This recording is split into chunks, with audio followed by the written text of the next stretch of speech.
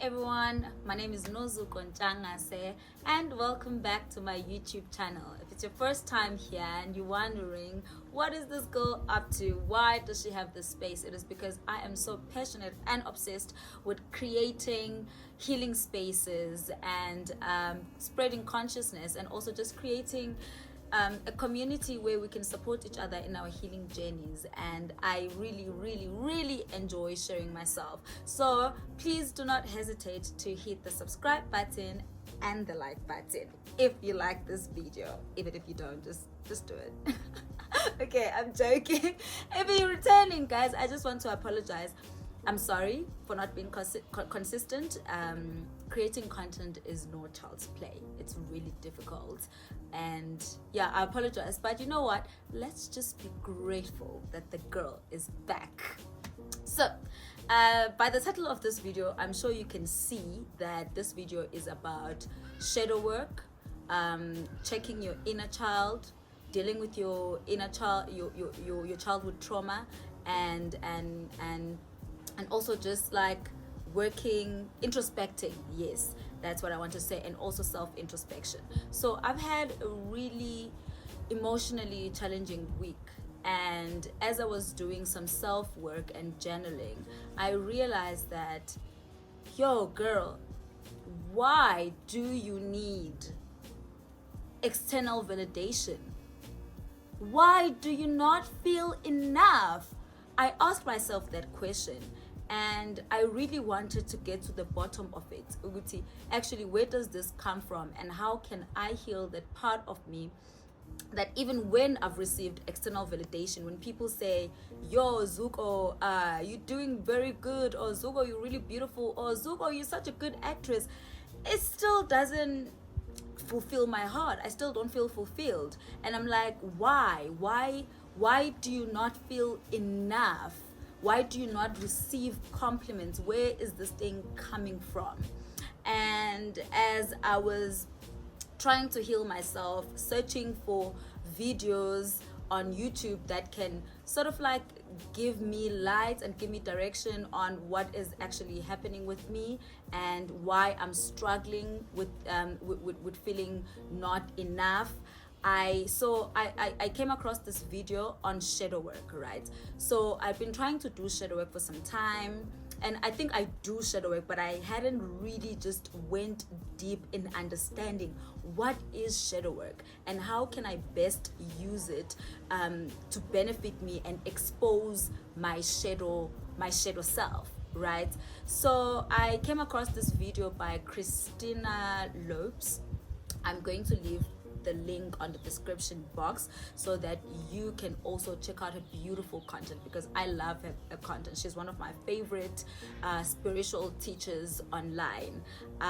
So the video was on shadow work, and she explains what shadow work is, and then she also gives you tips on how you can best do it, right? So one of the exercises that she suggested is one of childhood trauma review. So part of your shadow work, part of your shadow self is made up of your childhood trauma.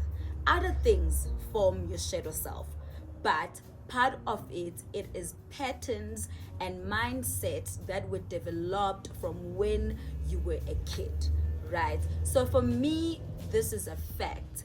I know that just a few days back, a friend of mine asked me, how was your childhood? And I was like, I don't really remember much of it, but I don't remember feeling good about myself. I don't really remember being happy, nor fulfilled, nor feeling loved. Now, I want you guys to understand, this does not mean that I was abused as a child. No, I was not abused as a child. No, this does not mean that I was raised by people that did not love me, people that hated me. No, that is not the fact. But we have to have the understanding that I was raised by a parent that had her own trauma that she took from her own mother, You understand? And her mother took her own trauma from her own parents, right? So part of breaking generational curses is not only financial curses, but it's also emotional trauma that has been carried out from generations and generations and generations, and mindsets also that no longer serve us, right? Okay, so Christina suggested this exercise for journaling, which is childhood review, and it is you ask yourself 3 questions, and then you journal your answers. And I asked myself these questions, and after that I started answering them, and I cried like a little baby. Close to an hour, I was just crying and crying and crying, because all those emotions that I felt and the emotions that I've been feeling throughout my life, and now I'm a 30-year-old woman, and possibly this is mindset patterns that I developed when I was possibly from when I realized that I am here in this world, maybe up until I was 10 years old. You know what I mean? Maybe even when I was a teenager. But I've carried on these patterns with me even today, now that I'm a 30-year-old adult.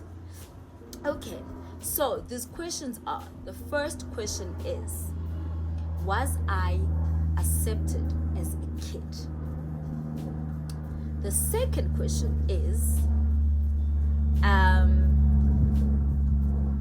what was expected of me as a kid? And the third question is, what behaviors and emotions were judged by my parents? So just to share a bit, I'm not gonna share everything.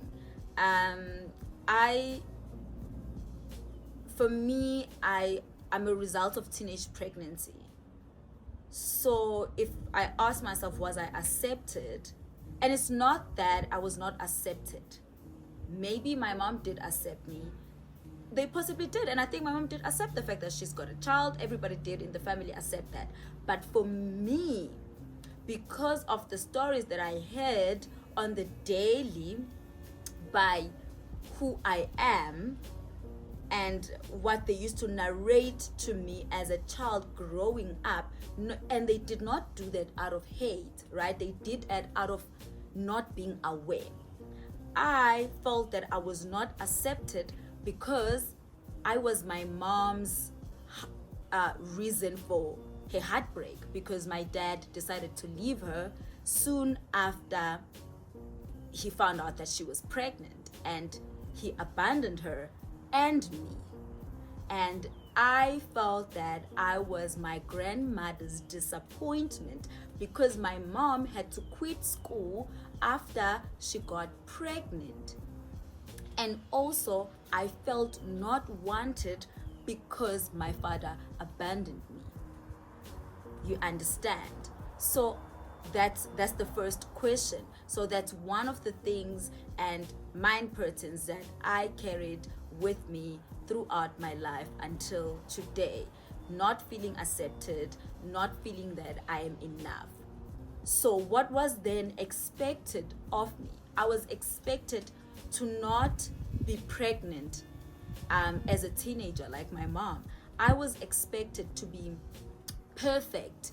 I was expected to not make mistakes growing up as a child. As you know, in black families, if you make a mistake, we are shower. It's like, why you gotta make that mistake? Mistakes when it's not something that was encouraged. If you've made a mistake, it's okay. If you fail, it's fine. Try better next time. It's like, you've done bad, kumelu shawe. And I think also for me, I was such a sensitive child, and that's not something I have control over. I've always been sensitive. I'm very sensitive. It is what it is. So I'm very sensitive. And for the third question, what behaviors and emotions that were judged by my parents. I one of them, I realized that because I had opinions, and my opinions were constantly shut down because akumele uphendule, akumele you can't have a say as a child growing up in Ekasi, or in a black household. So those things really affected me. I mean, I went deep when I was writing down my answers. I really went deep, and so many things came out that I was like, whoa, okay, so I understand why I struggle so much with self-doubt, why I always feel that I'm not enough, because I was always trying to impress, trying to be perfect for my mom and my grandmother, so I can feel that the fact that my mom disappointed my grandmother, I am making that better, so that the fact that my dad left my mother and left her with a heartbreak, I can sort of like make my mom feel better, you know, by making sure that I am this perfect girl that makes no mistakes and that's just like on 100 every day, right? So yeah, guys, I just wanted to share with you I wanted to share with you this journey, and I wanted to share with you some of this work, because it really helped me. Because after I answered these questions, I felt relieved. I felt like I just left a huge load, and I threw it away. That's how I felt, and I wanted to share this with you, so that if you also struggle with self-doubt, if you also have a problem of not feeling enough, you can just check out the video, and also maybe answer these questions if Kuguti, part of your shadow self, is really affected by your childhood trauma. And I'm sure a lot of things come out. Sometimes it's even about what you went through as a child. For some people that were actually abused, were actually in abusive situations, you can just go deeper and deeper and deeper. So please do check out this video, yeah, Christina, and try to heal yourself, try to help yourself, and let's do more work. Let's support each other also. I will see you guys next time. Bye.